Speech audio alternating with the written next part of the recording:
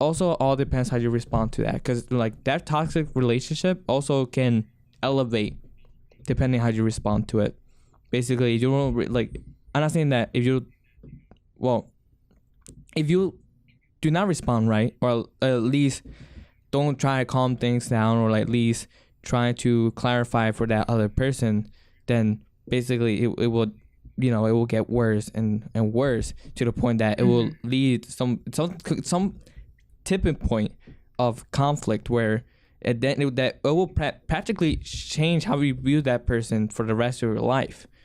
And not too dramatically. It also happened to me. I kind of did like somewhat respond wrongly for that person, when that person doesn't really care about me as a friend, or at least how I felt with it, how that person didn't care about me, or things like that. The way I responded wasn't really too well, or things like that, or at least I didn't think so. And when you were speaking all about that, I just wish that I could have just made some things better, like in the past. But in the same time, it's something that, that's a part of growth. You look back and see like what mistakes you made, and make sure it doesn't happen again. Yeah.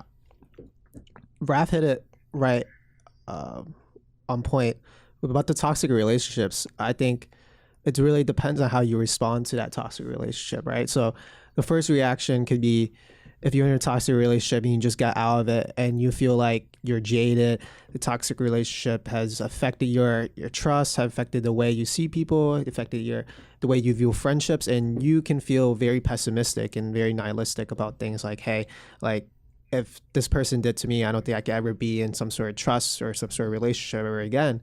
Or you could look at it in a more growing perspective, where you got out of a toxic relationship and you're aware that like, hey, this toxic relationship is bad. I accepted that, and maybe it's some of my fault and it's mostly their fault, and I now just accept that and move on.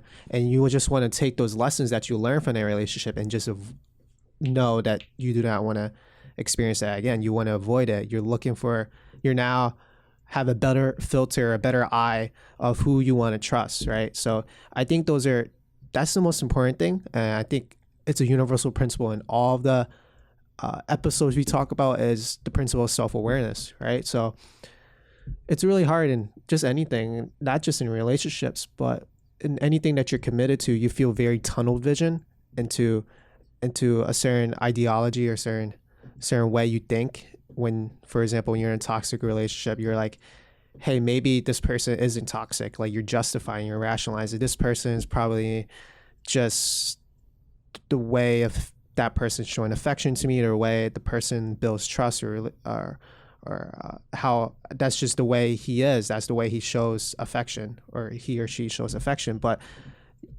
sometimes you're just lying to yourself, right? You're just self-deceiving yourself in this toxic relationship, rationalizing, oh, that person is just doing it just to do it. Like, that person is not actually trying to manipulate me. But in reality, it is probably manipulation. It is probably a toxic relationship. So I just want to wrap my conversation, or what I thought about, is like, it's really self-awareness in your reaction to a relationship. And it can be hard. I'm sure we are going to go through stages of grief and denial that this wasn't a toxic relationship. But at the end, it's I would say it's still a good lesson to learn.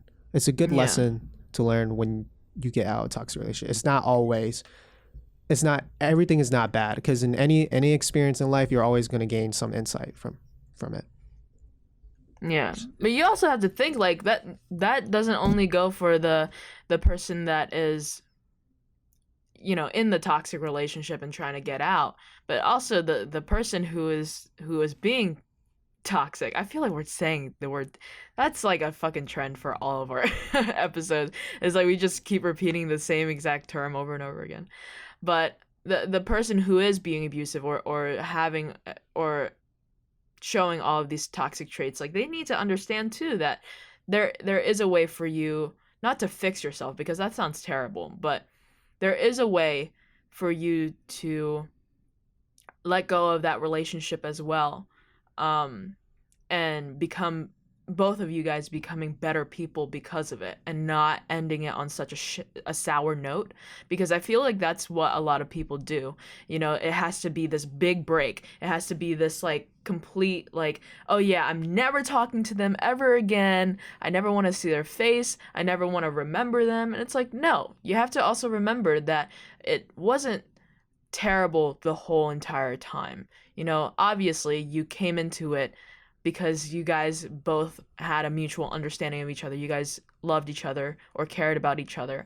And I think that's what clouds a lot of people's minds, is they get so wrapped up in it in the end, and they're like, I hate this person. I want to forget that they ever existed. I wish that they never came into my life. And it's like, no, you're a better person because of it.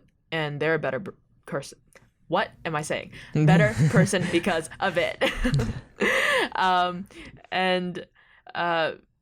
You know, I went through a long friendship with someone, and I really considered him like a brother. You know, like we were friends since grade school.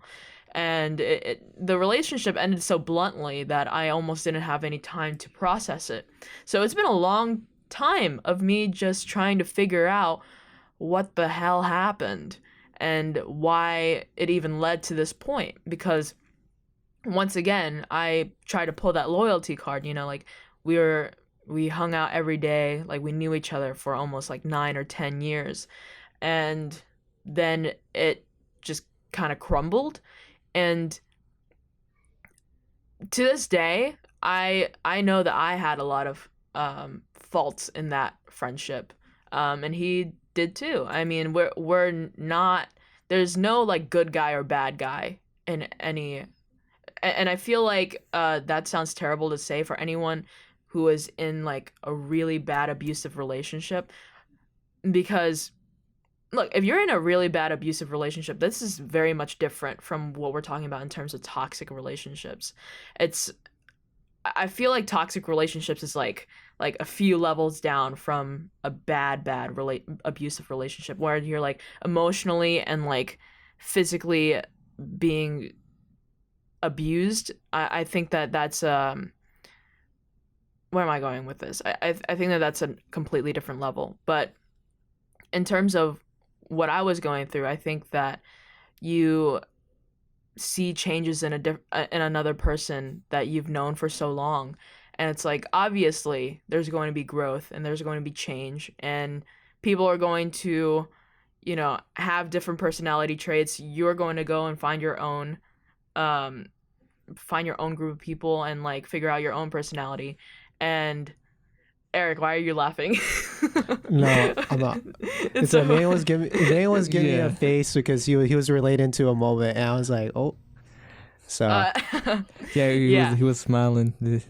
Yeah, he definitely. Sorry, I didn't want to ruin your moment. No, it's perfectly fine. I was just like, oh my god, am I saying something really silly here? No, but no, you're fine. Yeah, I think that you really have to see yourself as a person that also brought faults to the table. Like, you also played some cards that weren't in another person's favor. And I think that victimizing yourself, I can understand, like, you can feel bad about yourself. They probably feel bad about themselves too. It's like, it's a two-way street here, buddy. It's not like you're the only one that's dealing with all of it. Like, they lost a friendship too. And when people are say like, oh yeah, they vindicate someone, that's not the right word. They vindicate is it's a completely different word. When they like put blame on someone and it's all on the other person, like that's not how you end a relationship. That's not how you end a friendship that was once good to you. And too many people do that, and it's really sad because it just makes Go ahead. I thought you were finished, but go ahead. It just makes people spiteful and jaded, and that's really sad because there's so many more people that will treat you right, and there are so many lessons that you can learn to treat other people right. And when you end a relationship that way, you basically botch all those lessons. Yeah. You know, it just really sucks that there's like some people out there that just like when there's something that you don't like between the two, there's always that one person that sometimes just be like, you know, one school day, you know, you guys are hanging out, whatever's happening, and then the other school day, you like that person not talking to you at all, and that the person that just wondering like, well, what did I do? Like, why is this person not talking to me? That makes it even worse, and like not only that makes it worse, it's just hearing that annoys me because it's just something like, listen, I need some clarification between what's going on with you. What did I do to you? You know, what did I do to you that makes you feel this way, and how can I apologize for it? How can I work with that? You know, and then or like not even just like cutting people off. It's also more of like what's even worse is when that person talks to another friend, they just be like, oh, this person did to me, blah blah blah. Okay, you know, is that person gonna do anything about it? No. The only way you can know, or at least to make some things better, is at least like clarify to that. I keep saying that person, but it's just very vague. But let's just say like the individual A and individual B. If individual B has some form of problem, that individual B can I just go to another friend and just like bitch about it. You know, that happens. Yeah. But at the same time, like if you want to work that out, then like you have to let individual A know. You know. Just like clarify, hey, I don't like the way you did this, or like, you know, like you're an asshole when you did this, blah blah blah, you know, because that's how. Yeah. At least that's how you're gonna let that person know, you know. Yeah. Because the individual B just gonna be like spreading rumors, or not spreading rumors, but like just bitch about that person or whatever the person did. It's not really gonna work on anything. It's not gonna. It's almost like you said. It's just like, just let each other know what's going on. That's it. You know, you just will make it worse just by like not speaking to that person, because that's not going to solve anything. It's just going to make things confusing in the future. Yeah. Well, see, I think that really shows how much people care about a certain relationship or friendship. Like, for example, like right now, all of us, right, working on this podcast, we need healthy relationships between the whole entire team. If we have any misunderstanding, any conflict, we have to come together as a team and figure it out. We can't, even if we do talk to one of the other members about a situation or a problem that's going on, it needs to go into the loop of every single member. And I'm not trying to say like we have the best of all relationships. Like we step on each other's toes from time to time. Yeah. But I think what's most important is that we have this communication, and it's because we genuinely care about each other. And that's what I see. That's what I think is missing from most relationships that are heading down the road of ending, is that, you know, you find ways to kind of dodge the situation by going to other people and asking for advice, when really the vital thing that you have to do is tell the other person, like, hey, I didn't like what you did to me there. I didn't like what you said, or, you know, you really made me feel a certain way when you did this. And that goes to show how far you're willing to fix a relationship. That really shows how willing you are to, you know, take care of it and save the thing that you guys have, because it is important. And I think that's what's most important, is you really look at your relationship and think, is this important enough for me to save? And is it really important enough for me to salvage or figure out what the hell is going on? Because, you know, even in relationships like with 30-40-year-olds, I mean, I can't speak from a person who's gone through divorce, but there's a lot of miscommunication in those kinds of relationships. You know, it's like, and there's a lot of middlemen, like, just constantly in this back and forth. It's like, you know, maybe what could really save your relationship, or what could really save your friendship, is if you guys genuinely talk to each other about what the hell is going on, instead of playing this middleman messenger game. I used to play that role a lot. I used to be like the middleman of every of like some form of relationship. It was a friendship relationship. I'm just like literally like this is going on. Like I'm pretty sure you guys said like that with me too. Where I'd just be like, just talk to that person, you know, because that's how this is gonna work, you know. Like don't just talk to me, just talk to that person, you know, because you know, especially like, sometimes it doesn't have to do with me, you know, or like or has anything to do related to me. It's just like like when it's like something so random, and then you just like, why are you telling me this? Talk to that person. Like I kind of don't want to know about this, you know, and you know it's weird. But go ahead, you had a response.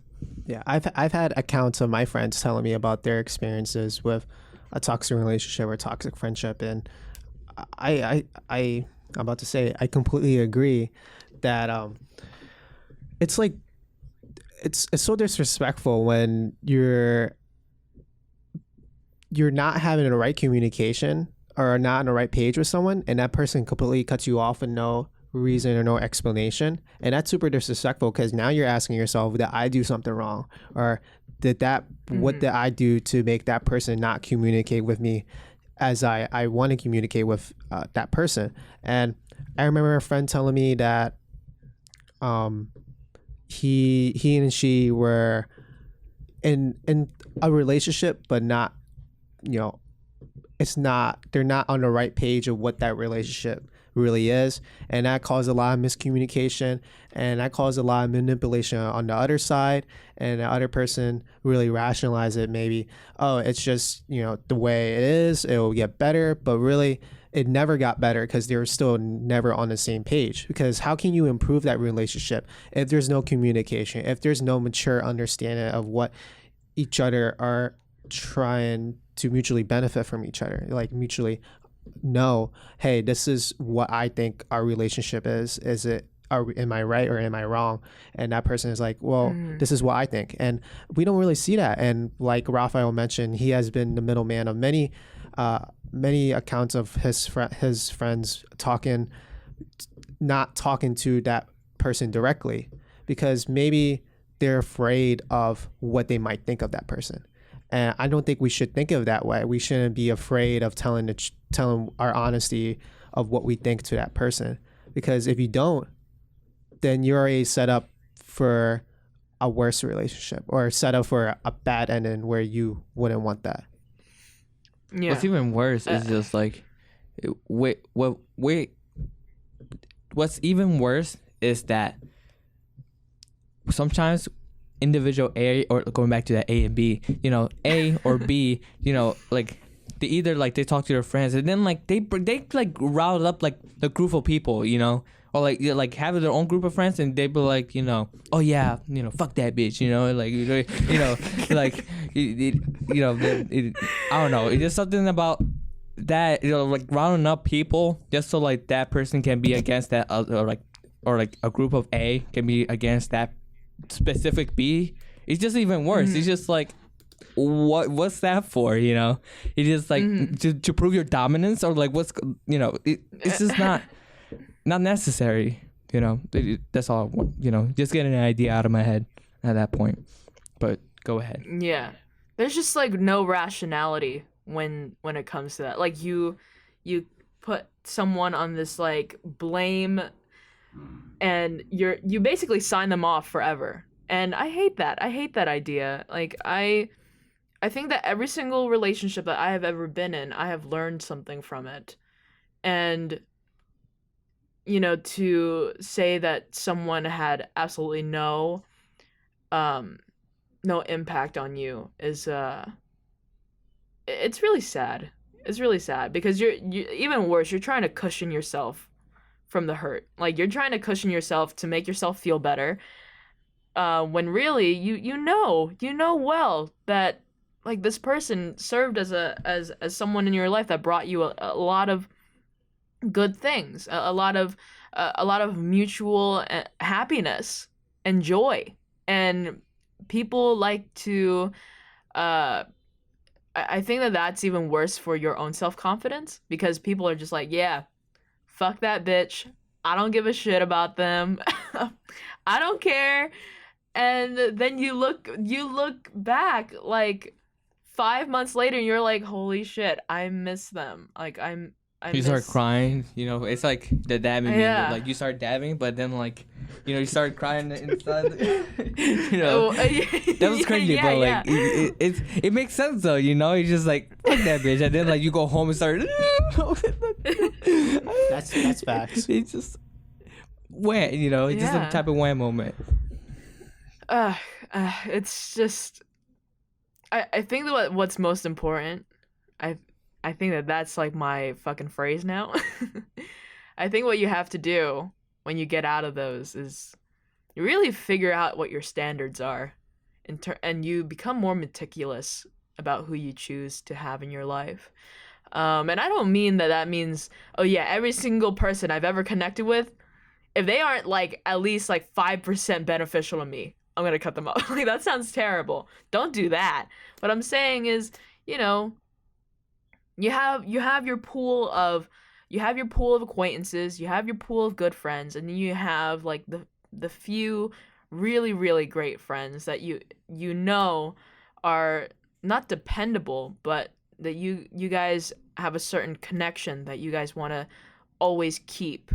And that's what I learned from cutting off any bad relationship is, okay, what did I learn from this that I can apply to the next friendship relationship that I have. And And that's a part of growth. You know, that's literally the Yeah. part of growth. It is what it is. Yeah. You know.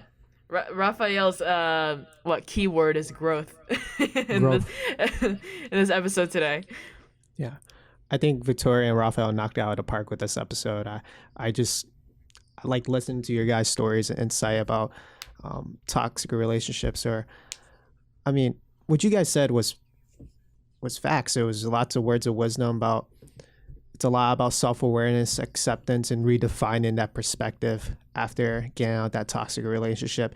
And toxic relationships can mean so many things. We mentioned being a romantic relationship, being a friendship, being a family relationship as well. And it's really difficult. And I think we all understand that. And I think any person has experienced some sort of idea of a toxic relationship might be. And we hope that you guys gain a lot of insight or have made you look at a different perspective, right? So is there anything else you guys want to mention? Is there anything? Well, I was gonna ask you, have you ever? Because I don't know if you already said it, but like, have you experienced any toxic relationships, friendships, Not familial? yes, but I think like I mentioned, I think everyone has, Right. Yeah. but But not as crazy. I can't. Yeah, I'm fortunate enough to not go through a very how would you say, a very very strong and negative relationship with anyone. I think I had relationships here and there that throughout my life that's just nothing too crazy, which is good for me. Not saying that I'm any better with it than anyone who has experienced worse toxic relationships, but yeah, I can't recall a specific toxic relationship. Right. And how can we apply this in college? That might be like a Yeah, that's pretty good. okay. I think okay. I think that one of the biggest things is high school sweethearts, like when they're going into college.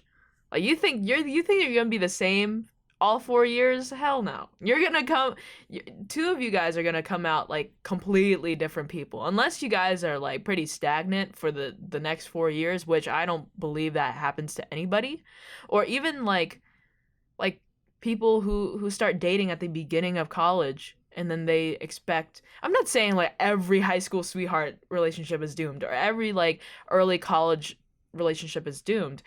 But what I'm saying is you're in for a ride. If you plan to like be together for a long, long time and you're making these promises and you're talking about all these things, like I know how relationships go, okay? Like I know how high school relationships go.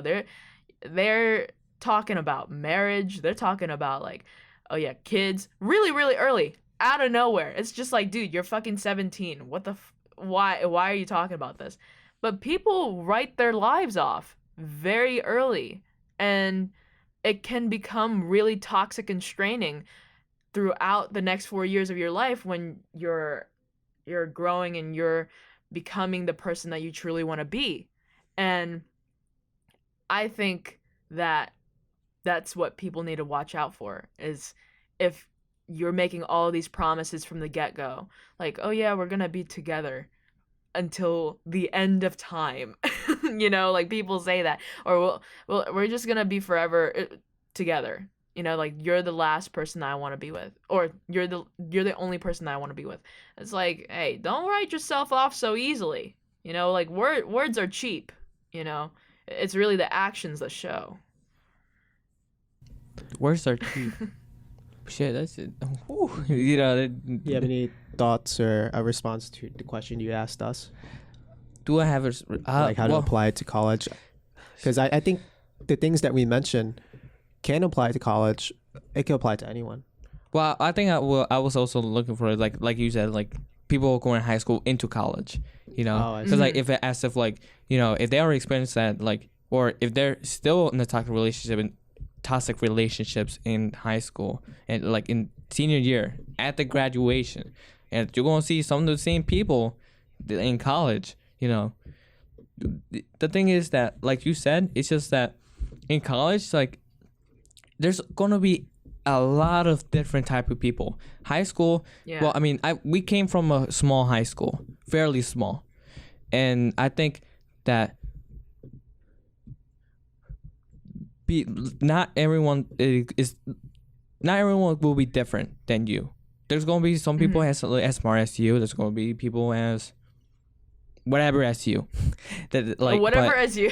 yeah, Yes. exactly. But I didn't have more examples. What I was trying to say is that he really hit the spot when it was coming from, high school relationship, like romantic relationship going to college. What's even worse is that if they both go to different colleges, one of them go out of state, one of them will stay in local, like.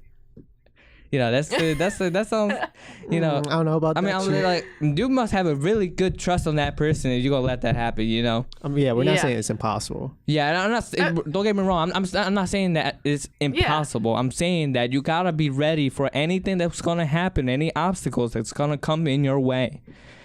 Yeah. Damn, okay. I gotta get ready then. I'm just saying. You don't fuck your life up. Don't make any decision for someone else. Basically, Yeah. because in colleges and things like that, I agree. And also, exactly. Like, and plus, you're gonna meet a lot of people in college anyway. So there's gonna be some people that will fit right for you. So don't get too caught up like, oh, I gotta make friends. I gotta meet all these people. I mean, I need I need to know a lot of people. And you got 4 years. You're gonna join clubs. You're gonna join something. Take the time to study, do all that. Don't let. Yeah. And plus, like, I think it would be easier to lay off toxic relationship in college than in high school. And I think that would be true for you guys. Yeah, it's just like in college, it's just like, I don't need to see that person because like next semester, you guys not going to have the same professor or teacher like in high school. You don't have to see that person, the same person walking in the hallway. That's not going to happen. You're going to see a lot of different people, and you're definitely going to have a time to lay off that toxic relationship, leave that bitch, and get it into and meet other new people. Damn, facts. Thank you, Sensei Raph. Yes, thank you. Thank you. And speaking words like Mr. Miyagi right here, Karate Kid type Yeah, stuff, thank you. bro. What Emmanuel, what do you think? Emmanuel's our photographer. I will translate for Emmanuel. Do you have any comments about this topic, toxic relationships, or agree or disagree? You could just tell us. I mean, you don't Okay. Never mind. have to like give the mic to him. He could just tell us. I mean, how is he going? How He to could just listen? restate it. Okay. Hi everyone, I'm Emmanuel. I work behind the scenes with audio, technical, and stuff like that. Yeah, I don't know. I feel like going into a new space is good to kind of process those relationships. Like, especially if you're transitioning into high school, it's a good time to reevaluate your friendships and stuff and see, are those people you're gonna move on. Like, some people you might need that in your relationship with and move on with. And at the same time, take the experience that you have like with those people and kind of choose better people as you're moving into college and you figure out more about what you want. And that kind of culminates everything you guys have been saying so far. So yeah. All right. Yeah. Yes. Thank you. Thank you, kind sir. I don't know why I laughed so. Because Rav just said a meme from a video game. Yeah. He said, "Thank you, kind sir." From the game Elder Scrolls Oblivion. And Yes. the reason why it's so Oblivion. The reason why it's so funny because we repeated it a lot of times. the responses the characters give is so funny. Anyway, but thank you guys for listening to this episode. Would you want to end the episode for us, Rafael? Yeah, sure. So, follow us on Instagram at Official Meal Deals, and follow us on Twitter, Official Meal Deals. And if you want to email us, you can email us at officialmealdeals@gmail.com. That is OFFICIALMEALDEALS @gmail.com. And you can listen to us in Spotify and Apple Podcasts And YouTube. and You go see YouTube. our beautiful faces. Yes. And Victoria's beautiful face for once for a podcast, you know. For once. See you guys. See ya. Yeah.